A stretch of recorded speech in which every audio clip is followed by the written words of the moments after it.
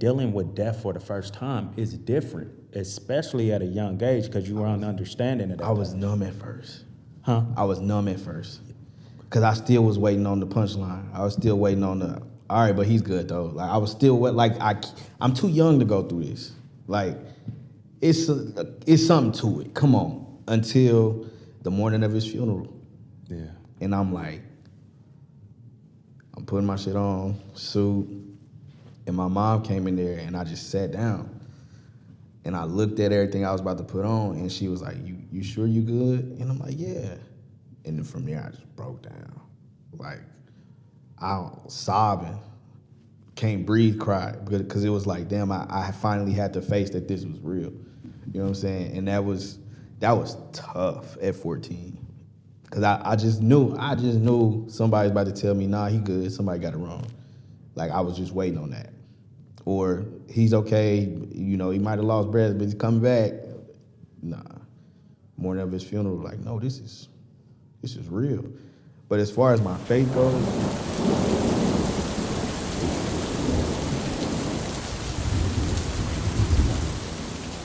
in Jesus' name we pray and know everything is possible. Amen. Amen. Somebody said, hitting Mickey D's and combining all the cash. Looking at the menu and it's more than what we had. Shout out, Jooby. First, man, wait, let me give you flowers. We'll go back to that. Appreciate it. Because I said it off camera, but I need to say it on camera. Your creativity on your videos extends the art of your music far beyond just the lyrics, bro. Thank you. I appreciate what you put in your visuals. Thank you. You know what I'm saying? I appreciate that you peep it, because not a lot of people get it, but I appreciate that you see it, for sure. I bet it's more than what we see a lot of the time, For sure. too. So, I try to use symbolism and all that good stuff, so, yeah. I'm going to go back and see what I missed, because I missed the girl on Friday and the dude in her bed for like 6 years in the background. Fact. So I'm going to go back and, like, I love, like, finding shit I never seen. Like, cuz I didn't notice that at first, but I do want to see, like, okay, and then hit you up like, hey, did this mean this when you did that? So I appreciate you in the art. But those lyrics, Hitting Mickey D, hitting Mickey D and combining cash. looking at the dollar menu, and it's more than what we had. Yeah. Brain farts. Those shits connected to me because I remember me and my boys as teenagers, like younger teenagers, like we used to hang out tough. Niggas, you get hungry, ain't had no money, ain't had enough. Boy. Go to Sonic's, order the food, they bring it out, snatch and run type shit. We ain't never snatched, but it was a thought. It ain't cool, and I'm not glorifying it. It's survival. It's survival, Yeah. and I connect to those lyrics because of that, or even the times where people used to jack the pizza, man. I'm not even that type of person to be doing that stuff, so you know you gotta be like, it's desperate times, you know what I'm saying? But that's enough about me. Mm-hmm.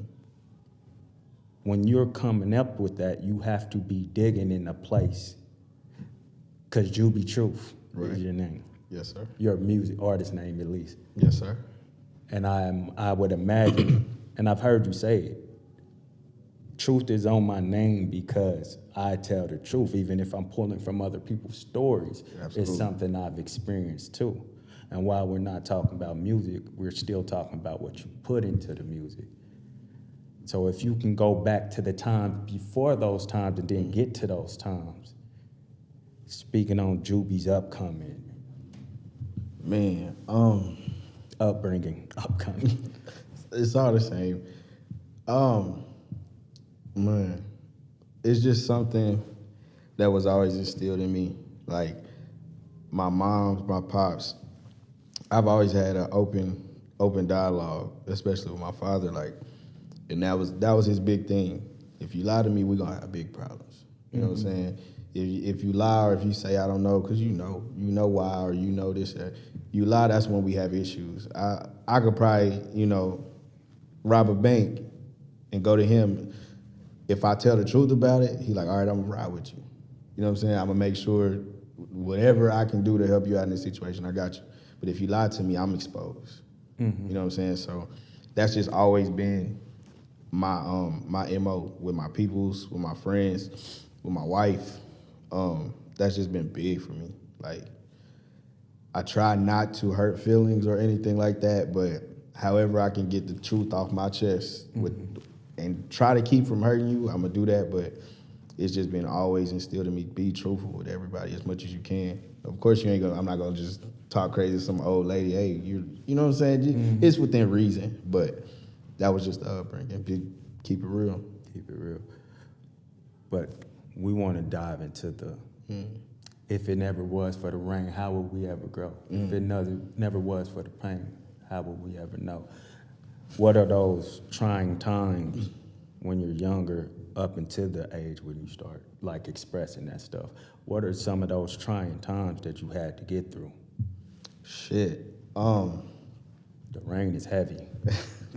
It's heavy. Loss. I lost a good friend at 14. Literally putting on pads to play a football game. Got a text message randomly that like nothing but blank died. Anthony died. Like that was it. That's how I found out. And I'm like, what? I'm thinking it's a joke. I knew he had health problems, knew he had issues, but thought it was a joke. That was my first experience with loss. Probably my biggest loss to this day. Like your best friend or? One of my good friends. I wouldn't say best friend, but our moms are really close. Yeah. And what hit me the hardest was he was on his way to me, or he was supposed to come with me that weekend. Like, we had plans to kick it. And mom's is heavy in the church, his mom is heavy in the church, and they were supposed to meet. And she picked up him, because I think I had practice or something. And she was like, yeah, Aunt didn't feel good, so he gonna go back home. I said, that's cool, because I knew he had health problems. And that was the last experience with him. Seeing him just out of it, like, man, he had a sickle cell. Always had blood transfusions, all that good stuff. And I just remember, I kind of was, what's the word I'm looking for? I was upset, like kind of upset with him, like, dang, bro, we supposed to, because we were just becoming to where we could like be on our own, get dropped off somewhere and be on our own, and you know what I'm saying, mom ain't got to be around. We was just getting to that point, because usually it's mom's always around, but 13, 14, that's when it start, you know what I'm saying? So I was like, dang, thug it out for me, you know what I'm saying? But he didn't make it that time, so that was one of the biggest hardships as a teenager. Also, monetarily, like you said, my mother is one of those people that made it happen, but there were instances where, you know, come home from playing a varsity football game, feeling on top of the world, you might have just did this or that, and we got candles at the crib, you know what I'm saying? No lights, you know what I'm saying? It really didn't register to me until I got older. Until I was like, damn. We went to my spot, and I'm turning like, damn, this shit is hard, but yeah, it didn't even register to me that we were going through anything until I got older.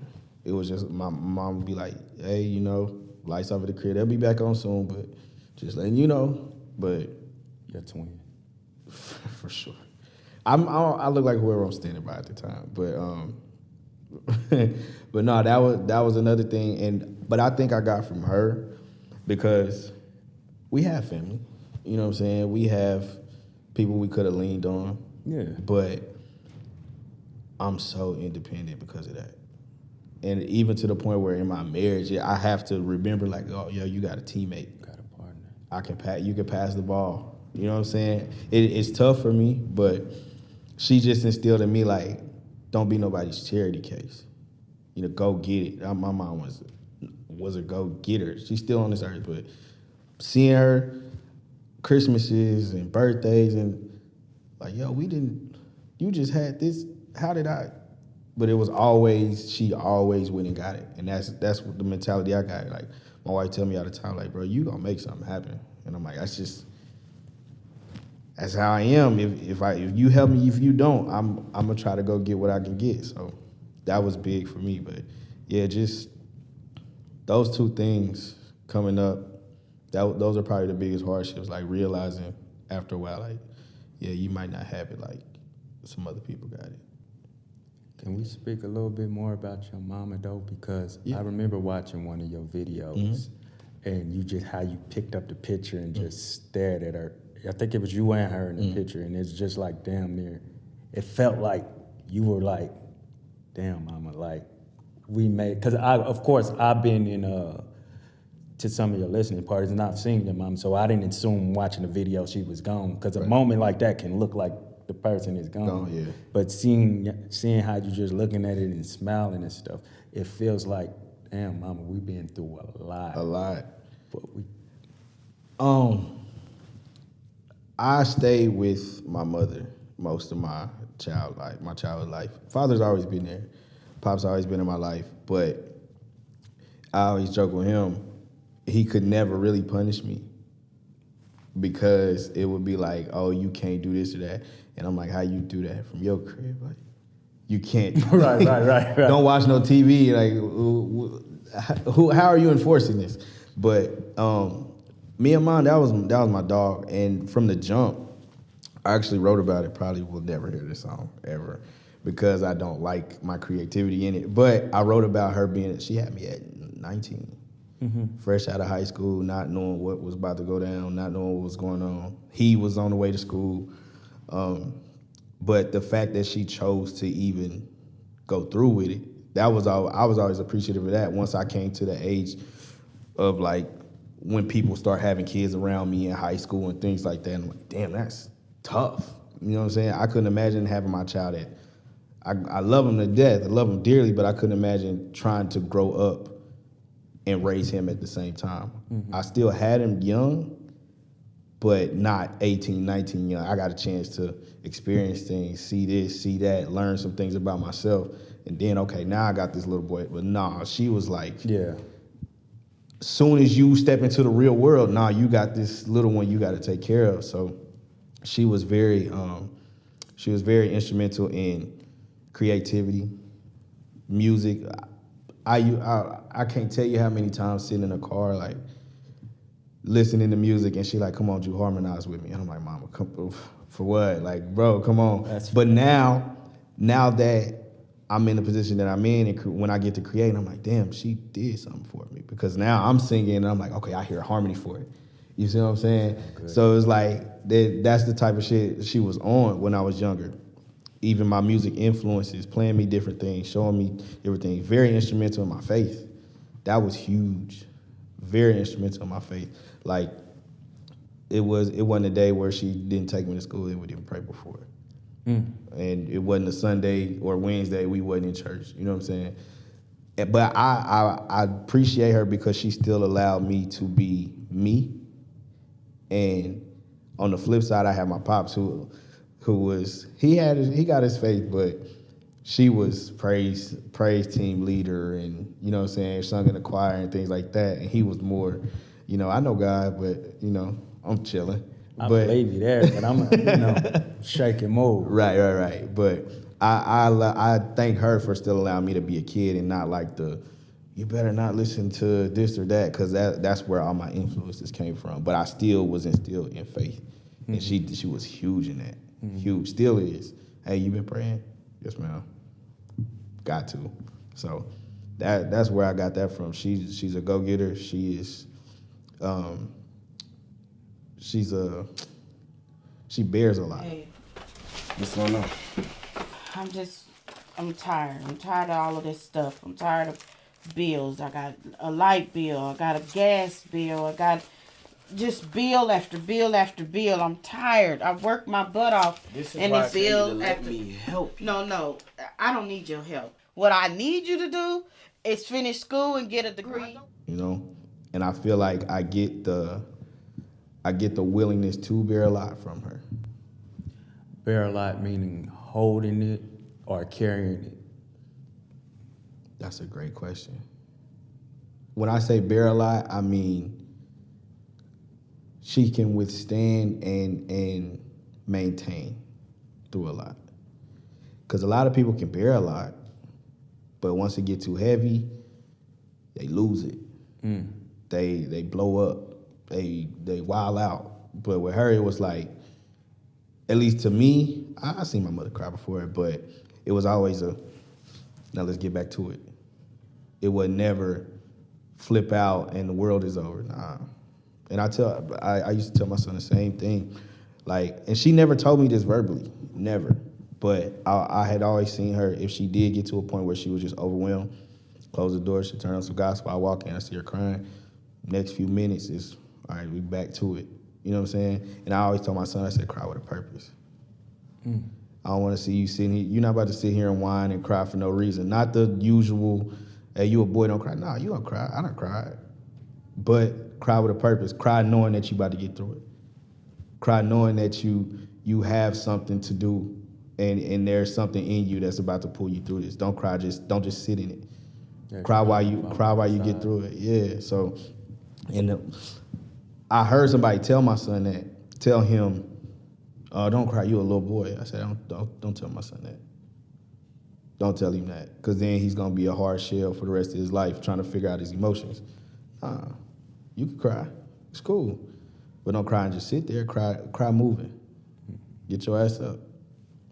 And to this day, he'll boo-hoo for a hot second and he'll look at me. But I'm all right, Daddy. I'm good.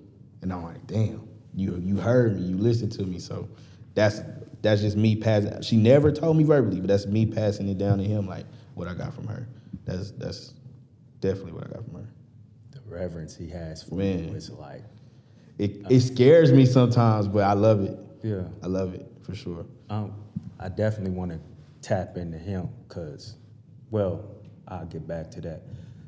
Speaking on faith, though, going back to when you first lost your homeboy for the first time or whatever, your faith was never wavering at that time? Because that's like the biggest loss you've ever suffered. Right. And dealing with death for the first time is different, especially at a young age because you were understanding it. I was numb at first. Huh? I was numb at first. Because I still was waiting on the punchline. I was still waiting on the, all right, but he's good, though. Like, I was still, I'm too young to go through this. Like, it's something to it. Come on. Until the morning of his funeral. Yeah. And I'm like, I'm putting my shit on, suit, and my mom came in there, and I just sat down. And I looked at everything I was about to put on, and she was like, you sure you good? And I'm like, yeah. And then from there, I just broke down. Like, I was sobbing, can't breathe, cried, because it was like, damn, I finally had to face that this was real. You know what I'm saying? And that was tough at 14. Because I just knew somebody's about to tell me, nah, he good, somebody got it wrong. Like, I was just waiting on that. Or he's okay, you know, he might have lost breath, but he's coming back. Nah. Morning of his funeral, like, no, this is real. But as far as my faith goes, my mother's father, he's always been my, I would call him a mentor. He don't even know that, but I would call him a mentor, especially in faith. I call him and ask him certain questions. And he would say, like, having God's will and things like that. And I would just always ask him about misfortunes. And he would tell me things like, Joe, if you spend your time trying to figure out what God was doing, you're going to hurt yourself. You know what I'm saying? And then, like, at first I'm like, why would... I fought it for a long time. Like, why would God not want me to understand? Why wouldn't he want me to know what's going on? And then it hit me as a parent, dealing with my child, like, there's some things that I just don't want you to know yet. You see what I'm saying? Right. It's some things that I just don't want you to see yet. You know what I'm saying? I can't even explain why I don't want you to see it yet, but just know I'm protecting you. And it was like, damn. So him telling me that and me having it took a while to realize it, because I always thought, like, damn, his mom, he got siblings that he didn't have that he would have had now. I'm like, damn, they didn't get a chance to meet him. His little sister looked just like him, talk like, you know, all that. And it was that revelation of, just like you are with your child. I gotta put you through some things or allow you to see some things you might not understand until it's time to. And that's just where I'm at with it, because my head was spinning with it, because it'll be people like, why does God allow certain things to happen to certain people, good people? And it's like, once you sit down and really try to understand that, you can't. It's just, we spend too much time trying to have too much knowledge. And I'm not saying you should be dumb. I'm not saying that. You should know what's going on. But we want to be in the know so bad that we'll fuck something up. Talking. You know what I'm saying? And that's where I just had to shut up. Okay. Got you. I got you, God. I appreciate you. My bad. No, you good. You good. I got you, God. I hear you. Okay. Because I'm one of those people. Knowledge is big to me. And my wife will be like, even though I'm deep in my faith, I'll watch certain things about other faiths or things that try to debunk what I believe in. And we'll sit and have conversations, and she'll be like, why do you watch that? I said, because not that I'm testing my faith, but I want to understand where they're coming from. So if a time comes, I can say, okay, well, this is what I believe. Never argue. I got that before I went to college. Never argue my faith, ever. Never, ever. I'm not going to argue yours. Don't argue mine. Don't disrespect mine. I'm not going to disrespect yours regardless, but don't disrespect mine. But just gain some type of understanding. Exactly. Yeah. And just that's just been my mode of thinking. I don't want to start getting to the point where I know too much, or I feel like I do.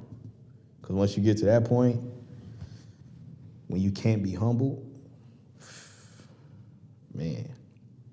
And I'm a big learn from you fucking up type of person. Like, I ain't gotta. So hopefully you ain't gotta go through that. I don't have to touch the heat to know it's hot. I seen you just burn yourself. Once again, my mother's father, I would say he's very accomplished, and he said he got to the point where he told God he had gotten through so many tribulations, and he said he told God, "But what else you got for me?" And he said once he said that, like he just felt everything, and things just start coming. And I said, you know what? Since you told me that, I don't never want to put myself in that position. Humility is always in me. I still can't take a compliment. Say that again? Humility.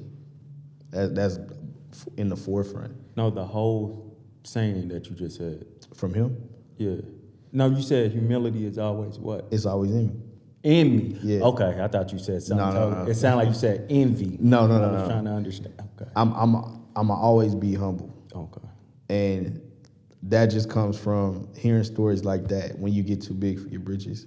And it's like you're too powerful. You try to be too knowledgeable. I compare those two things. When you try to know too much or you try to be too big, you can't. So I say all that to say, with the faith, with losing my friend, it was like I for a long time I tried to figure out why. Yeah.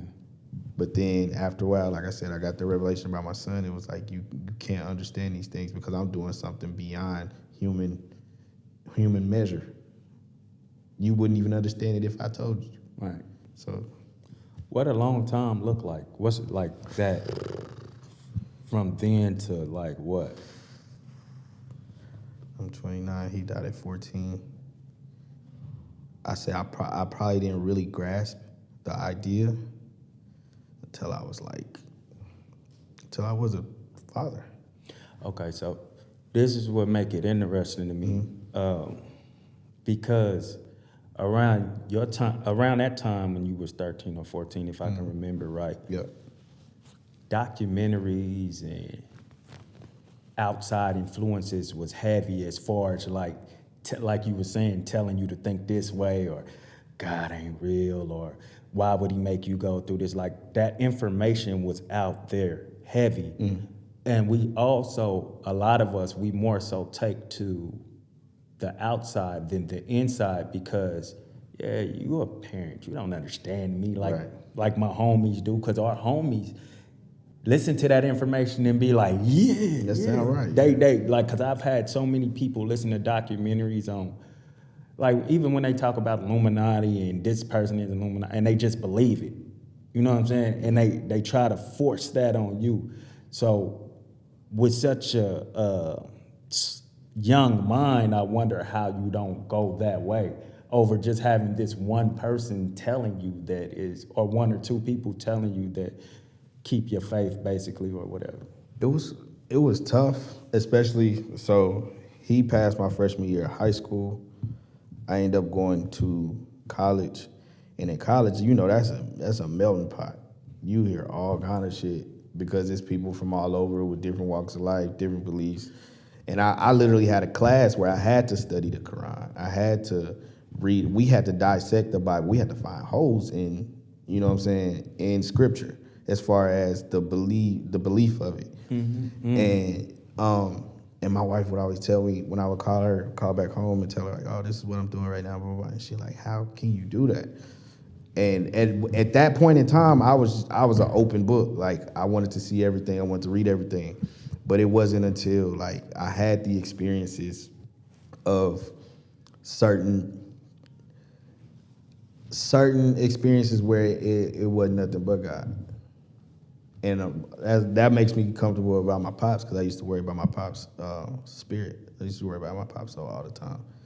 But it came a point where he would always tell me, like, Jew, I know I'm not, you know, the biggest Christian. I don't go to church all the time, but he said it's always something that allows me to see, like, no, he's real.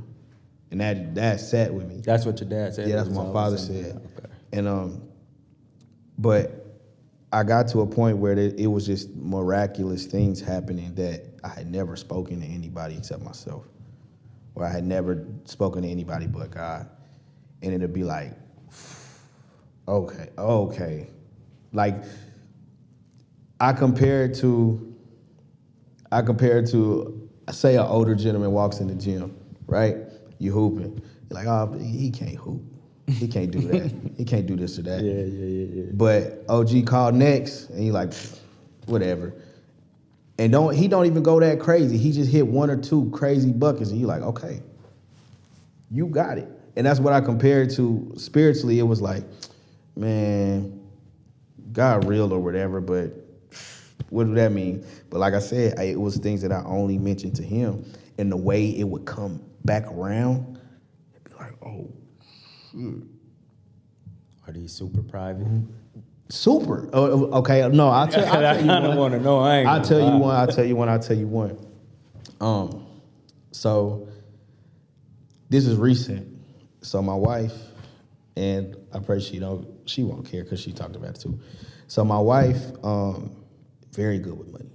Mm-hmm. Very good. Part of the reason why I married her. But my wife is so good with money. I'm a dreamer. So, you know, bills gonna get paid. I'm gonna pay the bills. Yeah. But whatever extra money I got is going towards this or that. But, you know, we've had conversations where I'm like, okay, I'm still gonna chase dreams, still gonna do that. And like I said, bills never have not been paid. But let's just get in a position to where we can start stacking, doing these things that are out. So someone close to her has a dilemma. And I had been praying, like, God, just make me a better steward over what I have. I make good money. I do this or that. Just make me a better steward over it, right? And mind you, she has somebody who's going through a dilemma. She has the exact amount in her account that they need, right?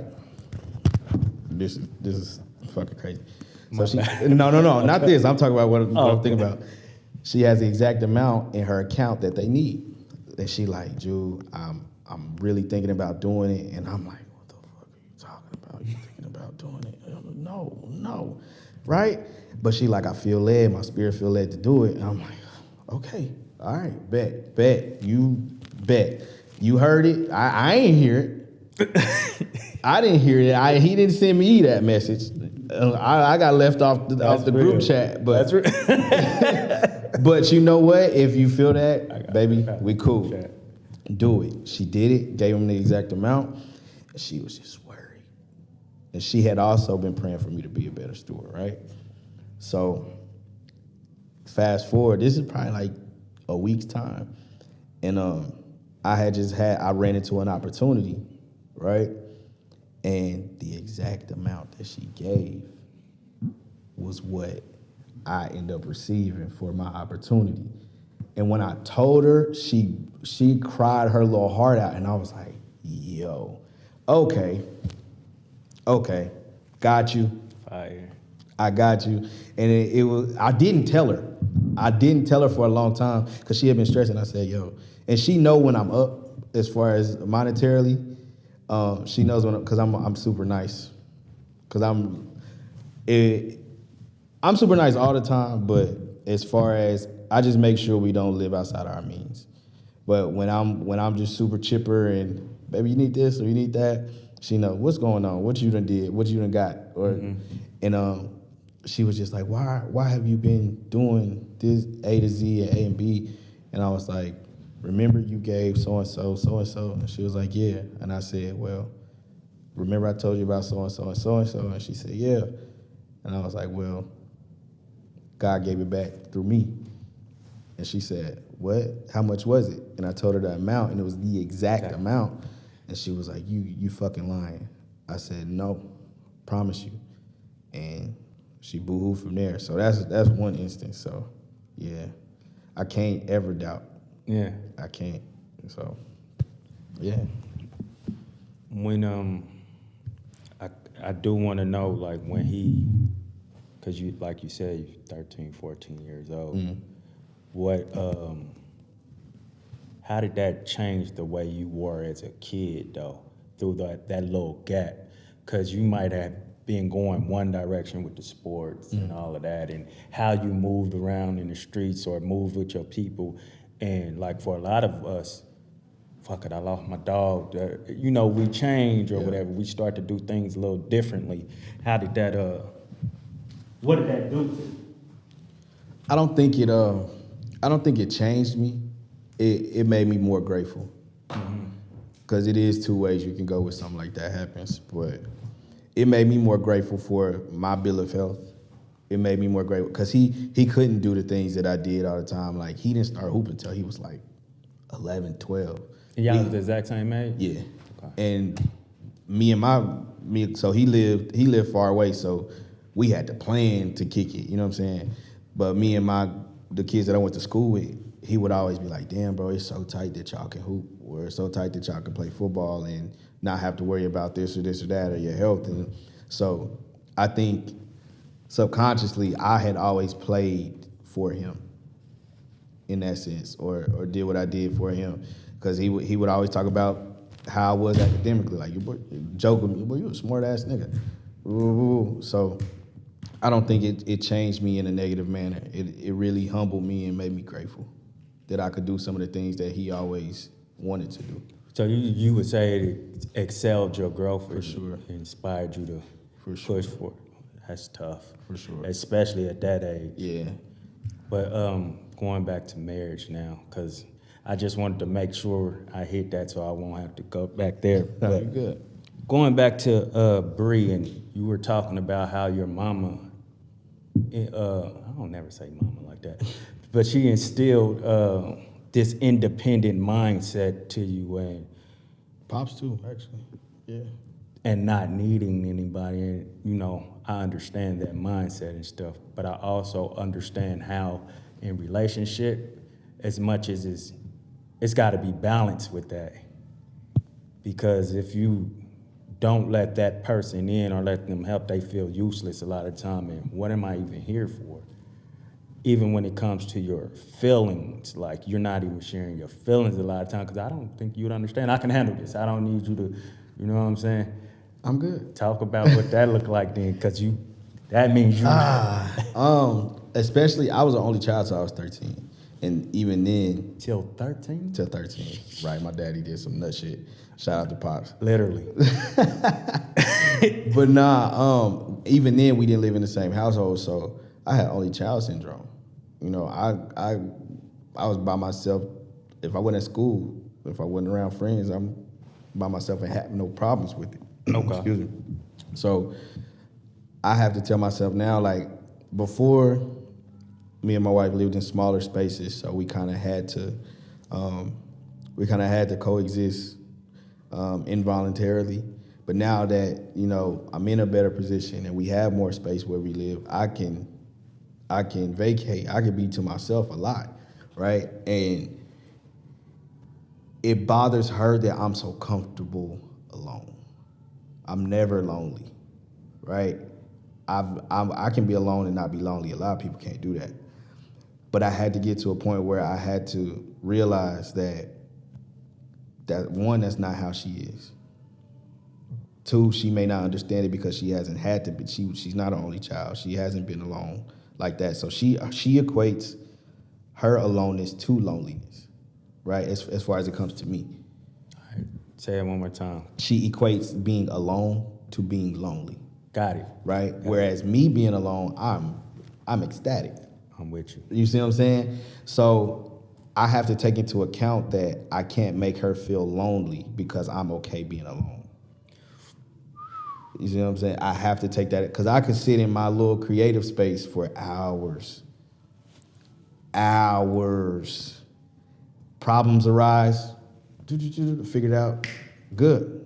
And like, I tell you, I think I calculated, it was probably like a good 8 hours I didn't leave a spot. Making music, going from making music, oh, I got a shirt idea, let me make a shirt. You know what I'm saying? Like, that never bothered me. And she like, well, damn, like, you could come say hi. And I'm like, I'm just in this little zone. And the same thing when problems arise, we had this talk, like, I'm always solution driven. I'm always, no,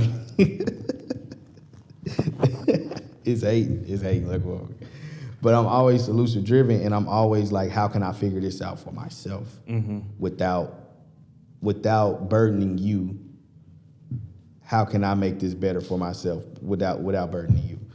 And she has oftentimes took it as me shutting her out, but to me, it's me shutting off my problems from her. So I look at it as I'm being protective, and she looks at it as I'm shutting her out sometimes. So we just have to have that communication of, no, I want to be Superman to the household. So if I feel like if I'm bringing my problems every single time I have them to you, I'm breaking that force field that is the house, right?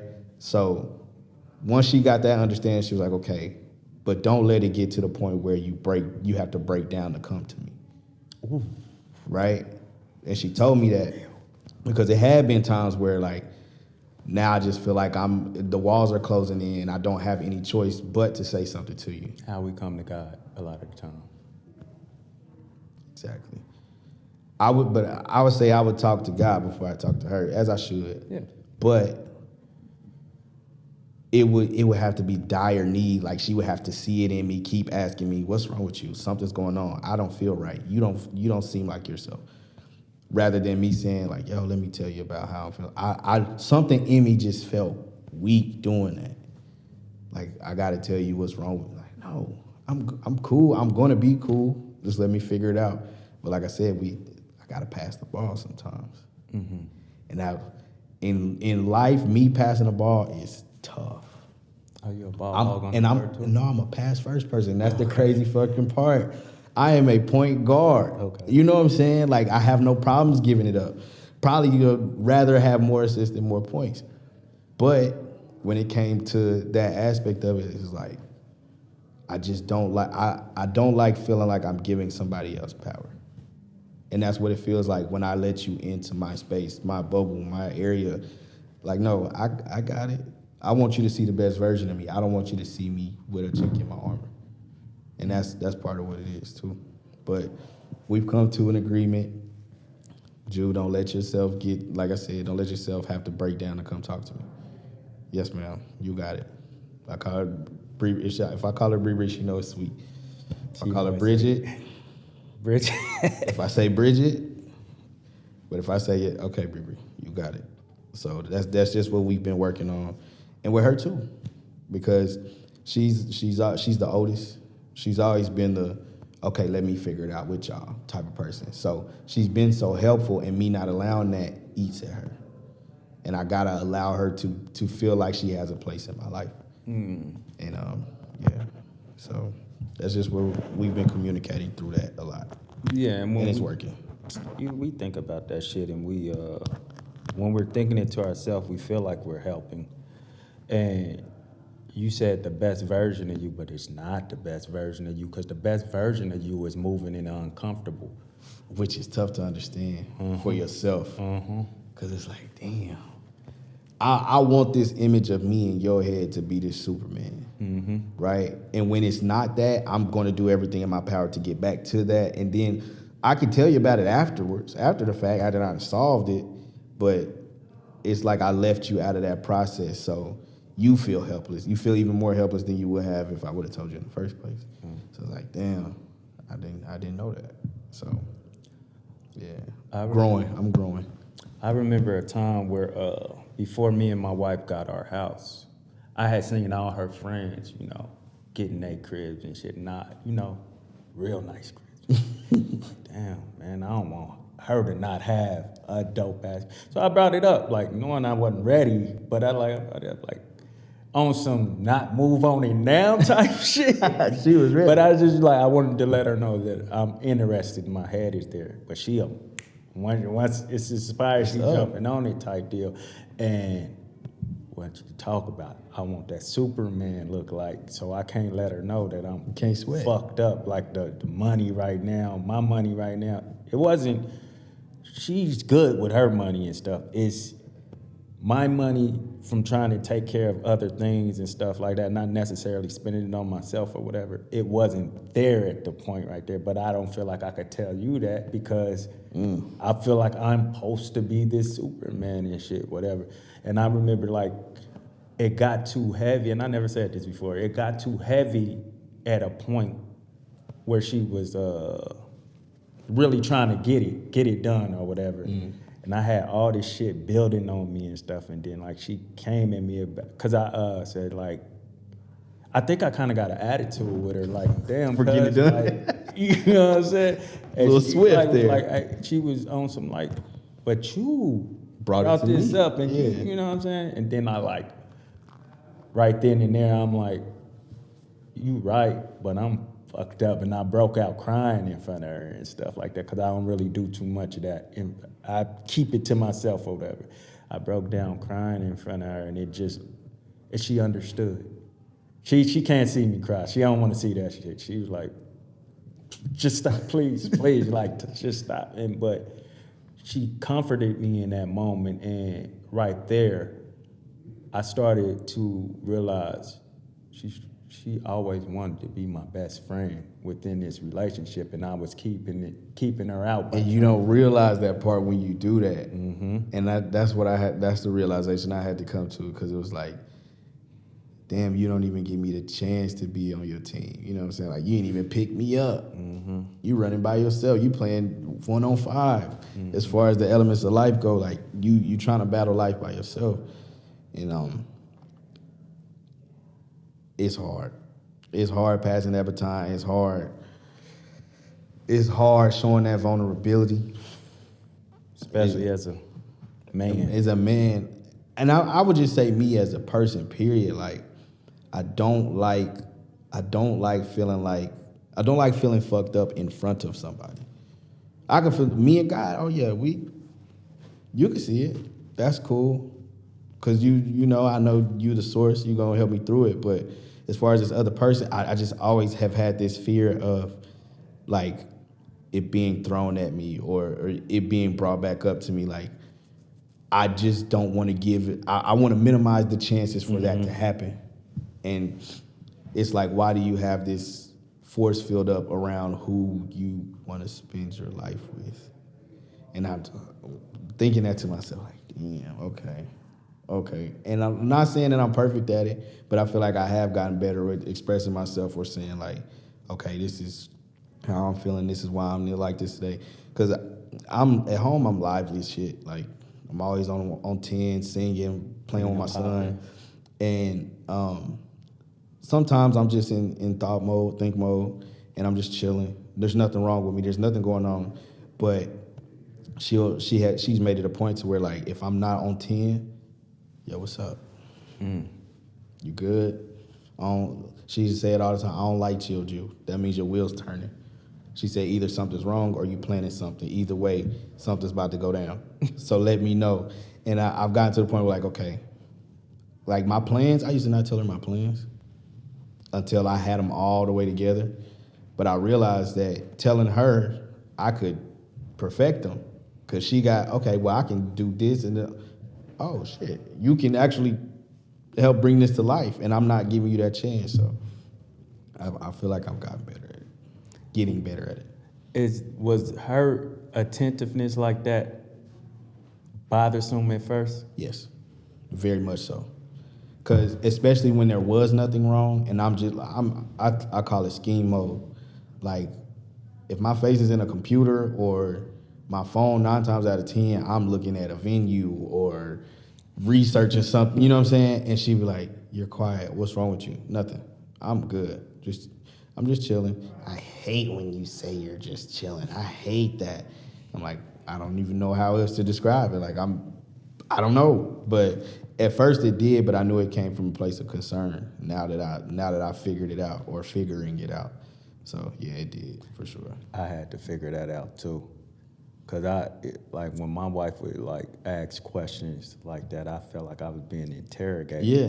And, you know, sometimes we got to understand where a lot of that comes from. My wife, when she used to be like, let me know you made it to work. Did you make it to work? Where you at? Where Used you to at? bother the shit out of me, too. She didn't, huh? It used to bother the shit out of me, too. Used to bother. And then, because I thought, like, bro, I ain't doing shit. Like, why you don't trust me? It had nothing to do with her trust for me. She lost. The last time, her dude before me, I'm not going to say he was right before me, but before me, that she was really in love with, she lost him to the streets. Like, she calling his phone or whatever, and he's not answering. Yeah. A trauma. So for me not to answer the phone triggers her. And I had to understand that. Yeah. With Bridge, it's she has to know I'm okay. If we go on and she doesn't understand, or if she don't have an understanding of if I'm okay or what's going on with me, that bothers the shit out of her. So like I'm the type of person, I could be to myself, I could spend hours away and come back and be like, I missed you, love. But with her, it's like she needs more attention in that aspect. And it used to bother me, but it was like, okay, you're a different person than her. She has things that she needs and needs to be assured of, just like you do, but it's just in different versions. We have love languages and things like that. Like I could go a long time without talking to her and be fine. I didn't even care what you was just doing. We cool. You was at the house, bet. You didn't have to tell me nothing. Sweet. But with her, it's like, I haven't heard from you in a while. What's going on? Are you good? Are you safe? Are you okay? Are you hungry? You know what I'm saying? Like, that's her concern, and that's how she shows that she loves me. And I had to stop thinking of it as an annoyance and start thinking of like, okay, this is how you love me. This is how you show that you care. So. And now if you become absent of that, if you lose that, it's gonna be like, man, what the fuck? Like, you ain't asked me what's going on. Yeah. Yeah. Yeah. And so I have adopted the way of thinking, like, she'll go somewhere and her thing with me is tell me you made it, like you said. And she'll get somewhere and I don't get a text like, hey, you want to get beat the fuck up, don't you? And she's like, oh, my bad. I'm here. I made it. I'm cool. And I'm like, okay. So, yeah, I picked up on that. What's some of those things, like with my wife, like I said, she's just one of the best friends. So she would come home like, it don't even have to be like or be at home. It don't even have to be talking about people in a negative fashion. However she's talking about people, like naming these names or just like, I don't know who she's talking about half of the time. So my mind is kind of like, Warped. or whatever, and I'm just not there. Then I started to, I sat back, because I do want to be a better person. I sat back, I'm like, nigga, you trash. Nigga, she's really trying to be a friend. Nigga, I need somebody to talk to about this shit. all you gotta do is sit there and pay attention. It's tough though. Picking up on that's my thing that became regular to do now. Now when she want to talk, if we talking about Nene Leakes or whoever we talking, I'm into it. Like even to the point where at what point she was like, when I first started, nigga, you don't care, but I like it. She likes it though, like that. You know what I'm saying? So starting to do it and making it regular, and I started being like, man, it's all right. It's just with my wife, like pillow talk, I didn't believe in all of that stuff, but like, nigga, she let her get it off here. Like, if I'm gonna have I refuse, like with this platform, I refuse to have a public opinion about anybody, any type of celebrity stuff like that, because I never know what's really going on. And on top of that, my comment could be the one that set them over the edge and go viral or whatever. So with that, I talk to my homies and there's no problem. So why can't I do that same thing with my wife? True. Is she not the one doing all that shit for me at home and dealing with my bullshit and all of that? So that's one of those things that caught on to me. I think a lot of niggas lose that aspect of a relationship. Talk to me. As far as the friendship part of it. And me, like you said, me and you have done the same thing. But just losing the fact that this is a person that you have chosen to be with for the rest of your life. In most cases, why wouldn't you treat them as a friend? Like, why wouldn't you build that relationship with them? Because, like, I don't see, especially OGs, you see that a lot. Like, you say they wife name and they hot. They just pit, like, the whole mood changed. Like, you bring us up? No, I ain't bringing it. You know what I'm saying? I'm by myself, goddammit. Like, you know what I'm saying? Yeah. But I never wanted that for myself because it's like, damn, why would you even want to be in that situation? So I had to change the way I thought because I got in that mode for a second. Like, damn, the wife. I had to change the way I thought like that. Yeah. Because, like I said, seeing OGs and just seeing what they've been through and gone through, and 9 times out of 10, they don't even deserve who it is that they got, right? Like, you got a gift, buddy. You should be praising the ground she walk on, but it was just a change of mindset, like, looking at it different. Yeah. For sure. That thing was like, I said I never would eat the muffin, eat coochie. My boy called it the muffin. That's why it made me call it muffin. He's the reason why I started. It was an OG. I told him, like, man, they was at work. You know how dudes talk when they gather, and they was talking about eating there. I'm like, nigga, what? I'm like, it bleeds. How could you do it? They said it so much, and then I knew that person was probably wanting it or whatever. And I remember doing it, and the reaction I got from it, I was like, oh, shit. Why haven't I been doing this? Right. It's the same thing with being that friend for my wife. And it's just like, damn, like the air, when we come in this, the energy is great. Different. It used to be times I sit in the driveway like, damn, I got to go in the house. Yeah. And not that my wife is a nagger, it's just the energy that I know that I'm like about to, like, I just feel like the mixture of energy. Like, once you embrace that shit, it just becomes like. And I didn't even got to the point where, like, even if I know she got some energy that I'm not gonna like, I come in overbearing, but with positivity. Like, hey, we ain't doing that shit today.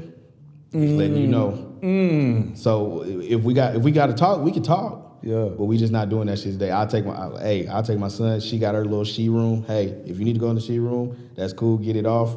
But letting you know, this just, I'm not letting that slide today. So we gonna be happy in the crib. And she'll be like, I appreciate it. After the fact. At first, we're like, oh, who you? Hey, bro, take your time. You got it. Then she come back, thank you. I just needed some time. Cool. So it's all about mindset. If you look at something a certain way, it's gonna turn out how you want it to turn out. So you gotta realize what you can control. You can control the way you look at things. I'd imagine I ain't gonna lie, she don't seem like she raises her voice at all. Even when y'all have y'all, bro, when y'all be having, I might miss them, but when y'all have y'all little back and forths, like some of the shit you be saying sometimes, and she just be like, Arrogant for My husband liking that be out myself. here. That's Well, he crazy. wouldn't be my husband, but he'd be out here wild, and I know he would. Why so? I just know you would. We've been together too long.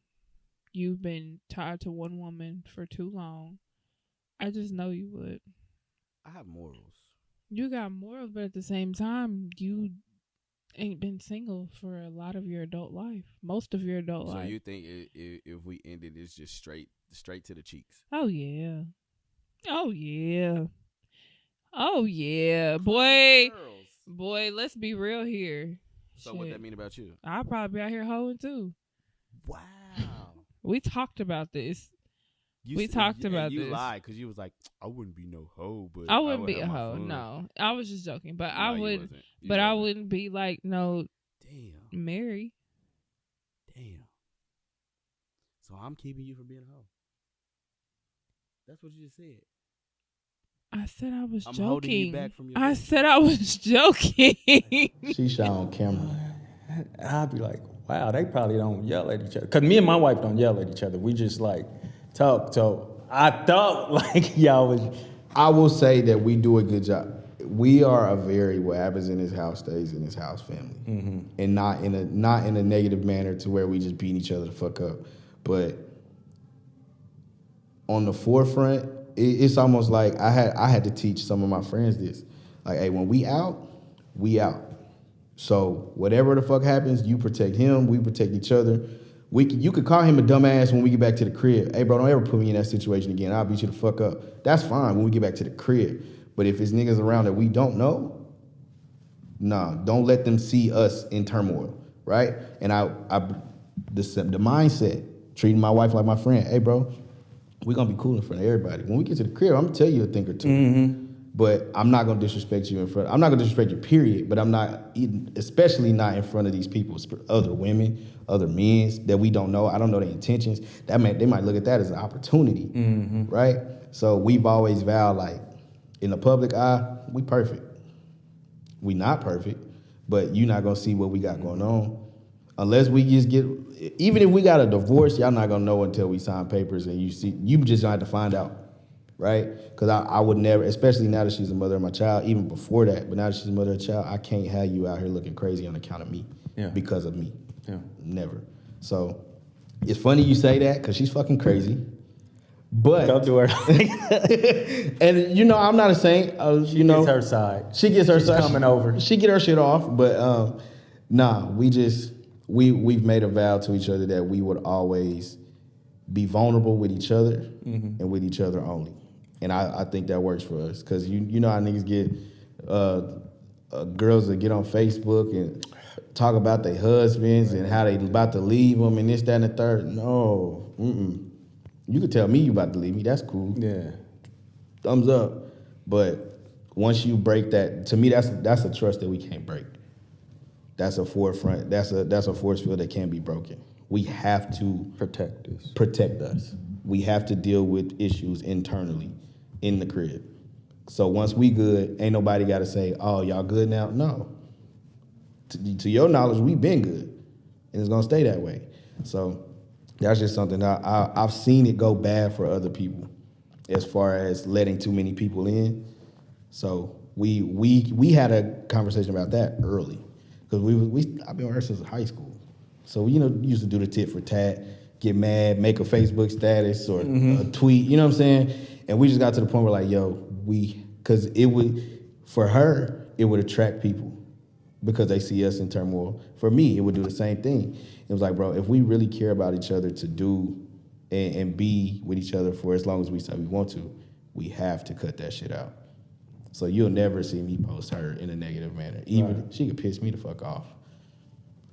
I might even put it in my notes and make a draft and make a fake Instagram. I don't know. But That's crazy. Just to make myself feel better, but I just can't do nothing that'll make her look crazy in the public eye.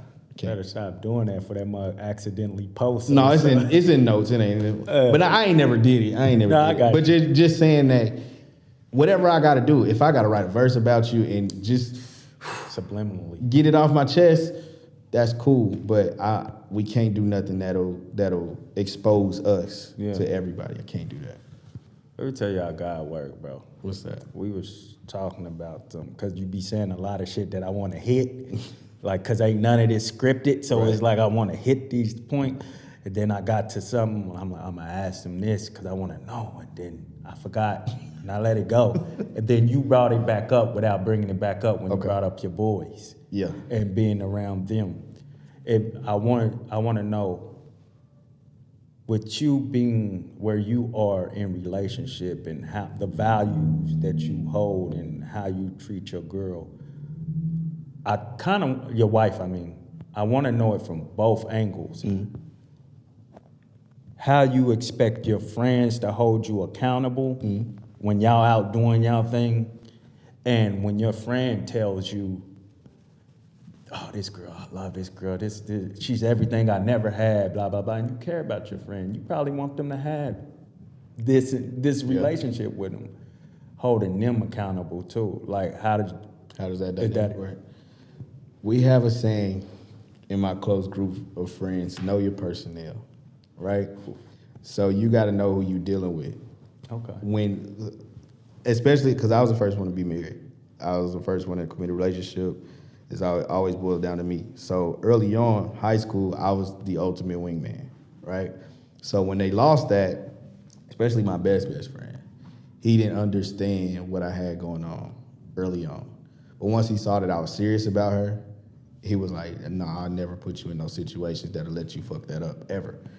And everybody else just adopted that same mentality, like, Ju could kick it, Ju could be out, but if we see him on bullshit, because we know what she means to him, it's not going down. Like, I could be drunk out of my mind, have been, and they like, no, we wouldn't even, we kept you cool, you know what I'm saying? So, not saying that I had ill intentions to do anything that would have been outside of, they just know that they wouldn't allow it, right? So with them, they come to me because they see how I get down and how we move, me and Bridge. And it's some of them, too. So since I've been married, 2 of my close friends have been married. It's a group of 8 of us. 2 of them have gotten married. So now I get the calls. Hey, bro, this is going on, or this is happening. How did you deal with it? Has it happened? Or, you know what I'm saying? I get those calls now. Then I got some other ones that I just know, bro, you're not ready for this shit. Knowing you and where you at mentally, you ain't ready for this shit, bro. How they take to that? Is it offensive to them, or they like? When we had those conversations and they come to me, they understand that I'm not about to sugarcoat nothing, because I'll be doing you a disservice. So those friends that do come to me and I know they're not ready, they understand, and they understand that I'm saying it out of a place of, I'm trying to look out for you. Because I don't want you to fall in love with the idea of this situation and not know what you're about to get yourself into. Because I don't want you to hop in something just because you think, oh, it'll be cute if we all took a married picture with all the couples. No, this shit is rough sometimes. This shit is work. And I know the points that I get to sometimes personally, and you niggas can have her get the wrong order and y'all be ready to get, you know what I'm saying? Yeah. Like, so I know, like, nah, bro, if you're not ready for this, let's lay it out. Do you want to do this? Nah, I really ain't fucking with that. Okay, bro, take your time then, bro. And they respect that because they understand that I'm not a half-ass husband. Mm-hmm. That I'm not out in the streets. I'm not fucking this and that. I'm not embarrassing my wife. Yeah. So they take what I have to say into consideration, for sure. Do you think they kind of look at you like if Jooby on some bullshit to where, like, if let's say you all the way lost control of it and slipped and it was constantly like that, do they kind of look at you like, yeah, if he can't do it, we can't get it. I fear that, but yeah, I think they do. Like, if Jew wild the fuck out, then there's no hope. Like, I've heard they've said that if y'all don't make it, there's no hope for us. That's a heavy joint to carry. It's carry a little bit, but it's heavy to carry, but it's also worth it. Being that person that has to carry that. Definitely have had one of my good friends. He said, "Bro, y'all have to work, because if y'all don't work, I know I'm not gonna be shit." Yeah, and I'm like, damn. So I'm not saying it affects my decisions and things like that, but you do think about it. I had this thing where I like, for example, just to make things more plain for people. You got a booger in your nose. Wouldn't you want me to tell you have a booger in your nose? Facts. Because you don't want to walk around all these people with that booger in your nose, and ultimately you supposed to be my dog. Exactly. You know I wanted old girl. Why would you let me walk up to her With a fine booger. ass with this booger in my nose? So I'm telling you, when you got a booger in your nose, a relationship and life and all of that, bro, because you looking crazy right now. And that's something that I appreciate them for. My wife too. Everybody around me, actually. Like my parents, my friends, my wife, anybody that I consider like very close to me. If I'm fucking up or if I'm doing something that's not approving, of course we're going to have some dialogue, because if I don't feel like I'm fucking up, then we're going to have to talk about it. But Stay Well, in a degree school ain't gonna and give get me it. this. What is that? Just take it. Where did this come Just from? take it. You don't have a job. Where did this come from, Jude? Just take it. Why I does don't it want matter this where money. it came from? It Just matters take to it. me. Where did you get this money from? If this is drug money, I don't want it and I don't need it. I did not raise you to be that way. You need to stay in school, get a degree, and get a good job so you won't have to stress over bills like this. Do you hear what I'm saying to you, the Jude? fact that you look at me and say that there might be something you're doing that will send you in the wrong direction, let me tell you, I appreciate it. At the end of the day, they've always been like that, and I've always been like that to them. Yeah. Like Bridget tell you, she was like, yo, I don't know how y'all have some of these conversations. Like, I'll be thinking it's about to get to a fist fight because of how y'all talking to each other. And it's like, no, I have to pull his coattail, or I have to accept what he says if I feel like he's pulling my coattail, because these are the people that I've chosen to be my counsel. So if they not looking out for my best interest, who the fuck is, right? So with them, it's knockdown drag out. With my pops, it was a long running situation. Won't mention it. Yes, sir. But a long running situation with me and my pops, and it unfolded. Drinks had been flowing, all that good shit, and it unfolded in front of a lot of people. But the way we handled ourselves, and we were able to express ourselves to each other, like, hey, I pretty much told him without telling, like, hey, bro, you fucking up. And he was like, damn, I didn't even think about it from your aspect or your perspective. Mm-hmm. And my wife was just amazed, because she was like, what y'all were talking about, the situation y'all were talking about, like, that could have went left. Like, y'all might have not talked to each other if that didn't go right. And I was like, well, if I didn't tell him that, I'm doing him a disservice and myself, because I want a relationship with my father to where I don't have grudges. I don't feel like this. I don't feel like that. And once I got it off my chest and was able to tell him, he was like, yo, I didn't even think about it. I didn't even think about how you felt about it. And he, like we sitting right here, a room full of people, everybody quiet as mouse. We just chopping it up. It got heated for a split second, but then once we start listening and not just responding, and I think that's what I do with everybody. Okay, you want to get something off your chest? Cool, call me. If something is serious, I'm not texting you. We're not doing none of that shit. Call me. When problems arise, oh my God, call me. If we can meet up, let's meet up, so I can even see your body language. Call me, let's talk. But that's just how everybody is with me, and that's how I am with everybody that I consider close. We gonna get to the bottom of this shit. If we don't want to be friends after we talk, cool. At least we know. But yeah, we gotta have some serious communication. That's some hard words, bro. Hard. Just to close out on the friends thing too. What a lot of people don't realize is you holding your friends accountable and your friends holding you accountable. Right. What a lot of people don't realize is, like, Bridge, your wife, you have close friends. Ultimately, they have a relationship with her eventually too. Yeah. If you're not honest with him, she starts to look at you like, damn, are you not honest with me? Yeah. And she'll take you back, but she might not take your friends back, because y'all on some. And you know what? For the longest, she's told me she didn't trust them. See? for the longest. She told me didn't trust. And there's been situations in run-ins where my wife has been on one side, my friends have been on the other side, and I didn't allow her to see me check them or communicate with them about certain things because I didn't want them to feel like I would put on a cape anytime.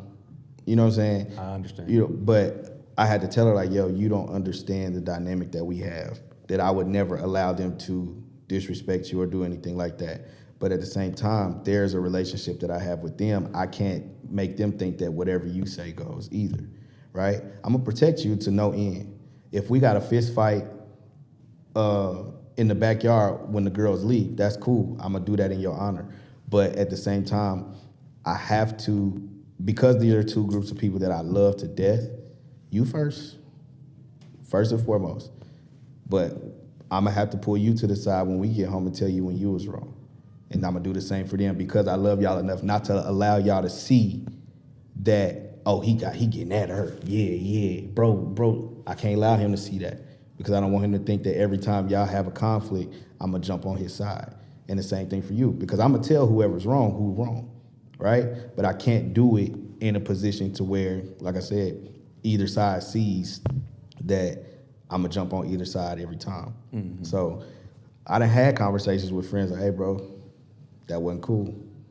You got, hey, either you need to holler at her or we might have to shoot the fair one. You know what I'm saying? Like, it came down to that.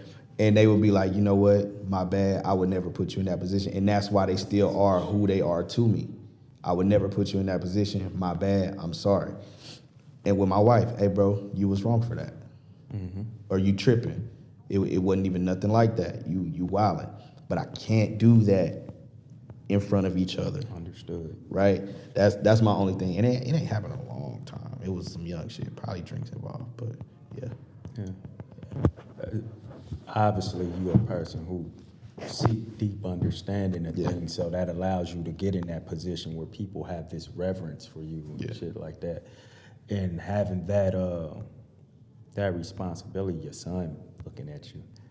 So I imagine you'll create, man, that dude seems to be involved in everything you do down there. Like, even seeing him dancing and getting involved at the listening parties and don't seem to be scared of the spotlight or whatever. What do you think is bleeding off of you and onto him? The good things. Well, shit, both of it. Let's talk about it. What do you have to be careful with, and what's dope that's bleeding off on? Something that he's grasping at such a young age that I didn't get until I was about 20, 21 is confidence.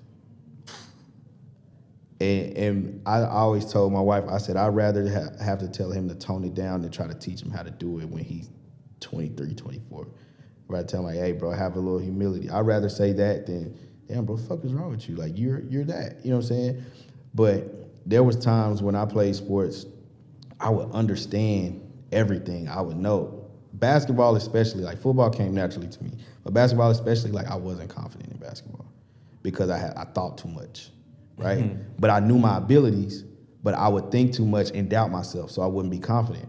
And I was actually talking to my father about this. So like I would have shots that I could take that I knew I could make, but my confidence wouldn't allow me to do it because it's like, damn, I'm so scared of messing up, right? So with him, that little nigga is like, Dad, I want the spotlight. I want the big moment.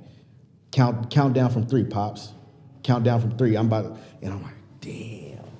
And part of it is what I tell him, but another part of that, I think he's grasped it. And it's beautiful to see because I used to tell him when he was younger, like before he could even speak, tell him things like, you are special, bro. You're going to be special as fuck. I don't know what you're going to do, but it's going to be special. I've been telling him that. And to the point where like subconsciously he has picked up on everything that I love. Music. He plays drums. He got a song. Dude raps. I didn't even know he did it with his uncle, and his uncle just happened to show me, my wife's brother. And I was like, what the fuck is this dude on? right? All the things that I grew to love at 14, 15, 16 and started grasping it at that age, he's grasping it at 4, 5. You know what I'm saying? So that confidence is a big one. What's something else that he's taking from me? He got a big ass heart. And I hate seeing people that I love fucked up. He's a dickhead sometimes. All toddlers are. But Yes, they are. but he has this thing to where, like, especially people that he cares about, if he has a sensitive spirit. He has discernment already. Already. And what's crazy is my parents tell me stories about that. About me being like that when I was younger. Like, yeah, what's the name was full of hell and you would never go to him. You could sense it. And I was like, huh? Like, yeah, so-and-so came over. She had just got done doing da-da-da-da-da. She came in, you told her, get out. And I said, what, me? My son, same way. If he feels your spirit is not that, he not fucking. And he's very friendly. Nigga walk through the grocery store, hi, what you doing? What you about to buy? Because he feels like he's comfortable with you. But if his spirit is fucked up, he has that discernment early. I had it early as well, from what I've been told. But discernment, confidence, what is something negative that he's taking? Or that you scared of him taking. That he's scared to take it from me? I pray that he keeps his confidence. I hope he doesn't lose it. Because that it wavered for me. And I pray that he keeps that in himself without being arrogant. I'm sure of myself in a lot of things, but like I said, I feel like I could have done a lot more athletically if I would have just believed in myself more. So I feel like if he keeps that, which I don't see it happening anytime soon, he'll be fine. His mouth. He's got his father's mouth. Straightforward. Straight out. He's got his pop's mouth. He talks like me, slick. It's gotten me into some situations, got me out of some situations too, but I gotta teach him how to use it because I had to learn how to use it for certain things. Yeah, high school was interesting. Yeah, so just teaching him to have humility because I have it. Knowing that thin line between confidence and arrogance, but still keeping your humility. That's big. Yeah. So being able to understand that you the shit, but not having to say it every 5 seconds. And understand that you the shit thing is important because it's a thing that I had to, and I always give him credit for like kind of pushing this in me even more without trying to push it in me. That's why these conversations are important for me because they help me too. Like little things that y'all say, I'll be like, take that. I'm gonna put that into me. An episode with D Moore when he was like, everything I do is cool. That was my very first episode. He said, everything I do is cool. My mama told me that early. So on some the good shit that I do, it's cool, bro. You can't dictate how this, even if you don't like it, it's cool because I know what I'm doing it for or whatever. And it made me realize, like, I have to start owning the things that people say about me and the reverence they have for me and, you know, these type of things. I used to do this, like, yeah, nah, bro. Like, you know, but if you start to lessen yourself, you'll start to believe you are less. If you keep lessening yourself, so I had to start speaking it. And when you say stay humble with it, I keep the humility too. Yeah. But if I don't own it, I'm holding us back. Exactly. It's this space that I'm in that I'm trying to get to because right now I'll say historically speaking, a compliment bothered me. Cause one, I would always be like, are they for real? Did they mean it? Was it just because I just did something? Was this out of habit? Or did they really mean that shit? Now it's like I'm getting to a point to where like I can be able to accept it without being a dick. And I felt like I couldn't separate the two. Like I don't have to be like, yeah, I know. But I can say, oh, I appreciate that, bro. Thank you. Yeah. With my whole heart. Rather than like, nah, bro, I ain't on shit. Is dick a lack of better phrases? Because it's not that you, no. There's nothing wrong with it. Because I say trash for lack of better phrases, but I don't want people to think that you was actually a dickhead about it. No, It was just that I you- wouldn't say that I ever acted upon those feelings. Like I don't have to be a jerk or just sound like this arrogant person. I just have to find that groove of being able to appreciate it without overthinking about it. Yeah. But not going so far and overboard to make it to where nobody will want to give me a compliment again. I think one of the dumbest things you could say to somebody is, "You don't know who I am?" And let me tell you why. Because right? Why I feel like that's dumb, because if they don't, you just fucked that up for yourself. You just made this jerk impression of yourself because they don't know who you are. And if they do, they didn't give a fuck anyway. So that is one statement that I pray it never comes out of my mouth, trying to humble somebody or trying to be that. You must not know who I am. Yeah. Either they did and they don't care, or they really don't. So I never want to get to that point to where I'm like talking down to people ever. I don't care how God bless me, what situation He put me in, how big I feel I get. I always want to be in a position to where I can be humble, because I've seen how it affected some of my idols. Like, damn, nobody can humble you. Now you in this place to where it's like you feel like him all the time. And that's cool and all to feel like him. That's cool to be confident. But when nobody else can tell you when you're not, Yeah. that's scary.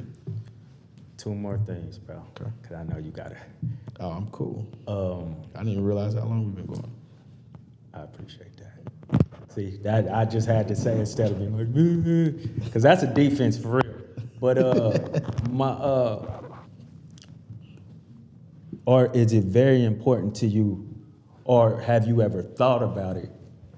You struggled with the independent versus letting them in, help and stuff, to instill that in him, making sure, because you said he's a lot like you, so making sure that don't overtake him too, that mindset, like And teaching him balance. you know what's crazy? That same shit that we said annoyed us about our wives trying to figure us out, I'm like that with him.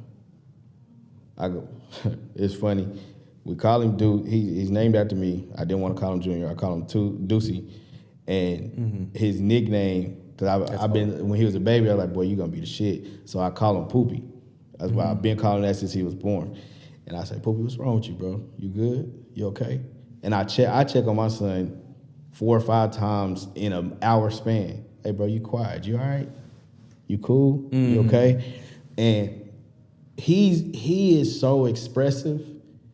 He gonna tell you too much. Well, Dad, I was at school and Lisa Rose didn't want to play with me today, so I'm kind of feeling bad about that. And I'm like, yes, that's cool. Express yourself to me, because I know how I didn't do that, and how I'm still working on doing that. So yeah, I think me and his mom do a good job of saying, no, talk to us. I embrace that about my daughter too. Like man, I be so scared of them being like me, bro. We more alike than what you think. That's why I don't know if you see, every time you say some shit down there, I be like, nigga, that's me. With the whole basketball thing, he would tell me like, bro, you're dope or whatever. And I knew I could do certain stuff. Like I had certain abilities. I wasn't as athletic as most people, but like in the mind, I knew what could get you here, what could get you there type shit. When me and him playing, or when we just playing recreational ball that don't mean nothing, I look good. All right. But once we get in the game and I got him on my team and I got people who are, I know who better than me. I ain't stupid. I'm the least of all my friends when it comes to sports or whatever. But I wasn't shitty. But my mind said, bro, you shitty, bro. Like, or I'd be like, I get on court like, bro, just set a pick or something. Get a rebound. Right. My shit was like, just don't mess up. And then, like, you can't do it. And I saw myself carrying that into music. So I had to fix that shit. It was like, oh, you don't want to try this flow because you don't want people to say it sucks. No, do that shit. So I'm anti not trying shit now, because I have to get that off, for sure. That might be the title. I like that. That's hard as fuck. Yeah, because like you, I'd be like, I know I can do this move because I've been working on this move. He know I had handles like crazy. I see the crowd up there, I'd be like, I don't want to fuck up. Oh, exactly. And then I fuck up, but just take it through my legs and I lose all confidence versus a time when I didn't go in there and think. Like, these are the times where I don't think. Where somebody do something to piss me off. You might have checked the ball and it hit my nuts or something, like took it out. And I just snap out and I wasn't thinking and I'm going crazy on the court. Like, I could never just like bring that to my head without something happening to me though. Like for me, football came so naturally. Like I would leave Earth. I wouldn't even remember what happened until I seen it again. Like quarterback. Oh. Right, and that's the reaction I get every time. Oh, yeah, yeah. Play quarterback and safety through high school. I'm sorry for interrupting your wisdom. Go ahead. No, you good. But it was just that's the feeling that I try to carry into what I do creatively. Like I just had this talk with my wife too, and I said I've had experiences where I've been watching myself do what I'm doing, like an out of body experience, right? And it started with things like football, right? But it carried into, and I say that it's starting to happen even more because I'm starting to connect my spirit to my pen, right? So it's like I'll write something and I'll be recording it, and in my mind I'm rapping, but my mind is like, yo, what the fuck is going on right now, bro? Like, and I had a session a few years ago with the homie Trav. It was one of my mentors, and I was recording something, and he said, "What just happened?" I said, "What you mean?" He said, "You wasn't here." I said, "What you talking about?" He said, "I saw it." He said, "You left your body for a second." I said, "Yeah, it was crazy." Yeah, like it's happened at shows, it's happened recording certain verses, things like that. But like I just want to get to the point where I'm on autopilot, and that's something that lets me know. And I told my wife the same thing. I said, "This is what God had for me." Yeah. Because why else would I feel? I said that's probably the closest I felt to him when I do certain things. It's like, man, and she was like, "Damn, I never thought about it like that." And I said, this is why I feel like God put me on this earth to do this, because I feel closest to him when I'm doing this. This is my sanctuary, so it was dope. Yeah. Another title. That's hard. Like you, bro, I refuse to carry that over into this. Yeah. Like you refuse to carry that attitude over to music. I refuse to carry that over into this. I know this is my purpose. I believe this is my purpose because you don't know too much. I believe this is my purpose. I believe because a lot of, like you said, you had an out-of-body experience. I wouldn't call it out-of-body experience for me, but I do be like, where did that come from? What I just said or whatever. How did those thoughts just gather together? It ain't like I premeditated these thoughts or anything. How did that connect to their spirit like that, to where they took it like that? It's because of him. And it's his purpose. It's crazy because I've always heard the term that we just spirits wrapped in flesh, right? Yes, sir. So it's almost as if he takes my spirit out and like, look at what I'm doing for you. Like look at what I have for you. Like you didn't do none of this. Check you out. And then be like, damn. And I feel it, and most of the time afterwards, like shows, I never get nervous before. It's always after. The weirdest shit. Like I have been weird, right? And Bridge of Walker, I'm quiet before shows, but I'm never nervous. Like you never see my body out and sweating, none of that. But I had done a show in Lawrence, probably the biggest crowd I had done at the time. And before, let's go, get it done. And I'm like, I'm like this. And she's like, what's wrong with you? I said, I don't know. I can't explain the feeling that just was in my body. Like, and it's just when those things happen. Crazy, man. In closing, is there anything you want to leave with us? Is there anything I want to leave with you? Man, trust your spirit. Trust your spirit and I mean that in every aspect, around other spirits, around what you're doing, it'll talk to you, right? It's some people you shouldn't be around. It's some things you should be doing, and you feel it. Trust it. That's what I'll leave with everybody with today. Y'all never cease to amaze me, dog. I feel closer to you. Appreciate it. Me too. I appreciate you, bro. Yes, sir. This was so dope. Very. I feel like you allowed me in a place where a lot of people haven't been, and I hold that dear. Of course, you take us through your music, but with these conversations, you have to get more in depth, or you don't have to get more in depth. Where you can't get more in depth with your music, with these conversations, you can like dig a little more, because there's no beat. You have to, you know what I'm saying? So you can, I can say it all. Yeah, you can go where you want to go. And this platform, I feel like, is being built on not just my work, but what y'all give me. And I appreciate that, and I hold that dearly. I appreciate you. Thank you. I'm so happy I got to exist at the same time that you're existing and getting this. Ditto. Same back to you, bro. Because you don't realize that you just made me think in some ways that I didn't even get a chance to, because I didn't even bring it to myself. So now it's like, damn, I got something. So, yeah. I appreciate that, man.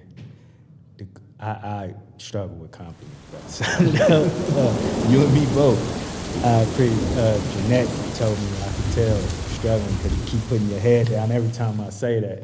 The goal is to leave a lasting imprint on their minds and their hearts. We pray you've been indelibly marked. Appreciate you. What?